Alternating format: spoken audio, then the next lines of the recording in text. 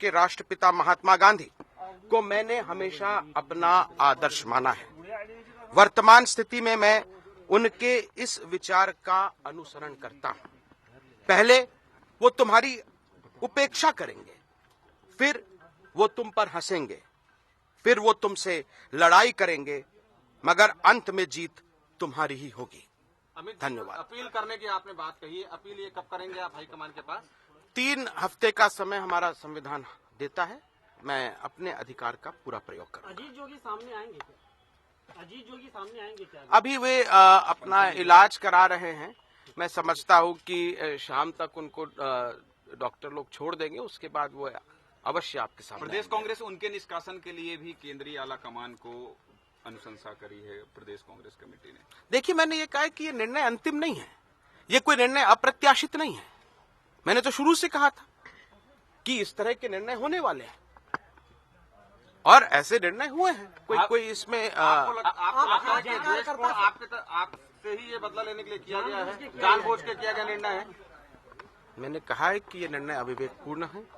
जो आरोप मुझ पर लगाए गए थे, जिस समाचार पत्र ने आरोप लगाए थे, स्वयं वो समाचार पत्र उन आरोपों की पुष्टि नहीं कर रहा है, कह रहा है कि ये सब तथाकथित हैं। उसके बावजूद कैसे इन आरोपों की पुष्टि कर दी गई, किस आधार पे मुझे निकाला गया?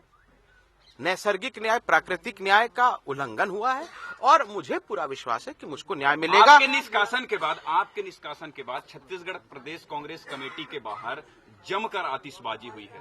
इसका मतलब ये कि कहीं न कहीं दबे स्वर में प्रदेश कांग्रेस के लोग भी चाह रहे थे कि आपका निष्कासन हो। आतिशबाजी का क्या अर्थ है? कांग्रेस कार्यालय के सामने किया भी गया था कि वहाँ से प्लान करके मंगाया भी गया, चाहे जिलाध्यक्ष सभी लिखित में दिया कि जो आपको हटाया जाए।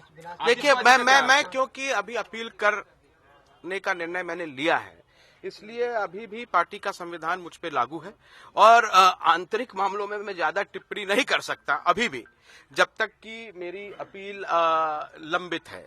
तो मैं यही कहूंगा कि आपके माध्यम से भी कि प्रदेश में जितने भी हमारे समर्थक हैं, खासकर नौजवान समर्थक हैं, उनसे मैं यही कह रहा हूं कि ये जो निर्णय प्रदेश कांग्रेस कमेटी ने आज लिया है, पूरा प्रीस्क्रिप्टेड था। ये अप्रत्याशित नहीं था। इसीलिए आप लोग अपना संयम, अपना धैर्य ना खोइए। हमारे पास अभी भी एक और मौका है जिसका हमको उपयोग करना चाहिए और हमारी लड़ाई कोई कांग्रेस कमेटी से नहीं है। हमारी लड़ाई छत्तीसगढ़ की गरीब जनता के अधिकारों को दिलाने के लिए है और उस लड़ाई में हम लोग हमेशा आगे ही रहेंगे। ये एक बात कही जा रही है कि नई पार्टी की बात आ रही है कि आप ऐसी कोई बात आएगी तो जोगी जी पार्टी, ये चर्चा कांग्रेस का। अब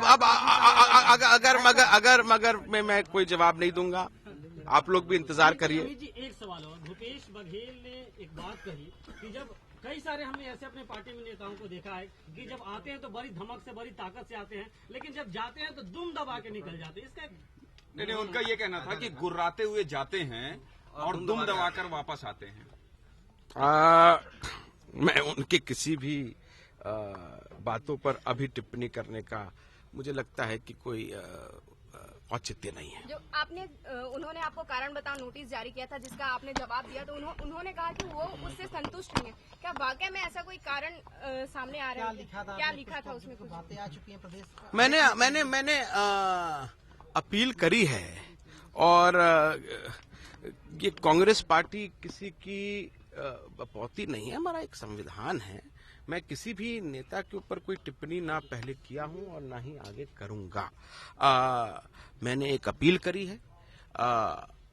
मुझे पूरा यकीन है कि सोनिया जी के यहाँ पे, राहुल जी के यहाँ पे हमें हमेशा न्याय मिला है। मेरे परिवार पे ऐसा पहली बार नहीं है कि ऐसा हुआ है, इसके पहले भी हमको न्याय मिला है, न्याय मिलेगा।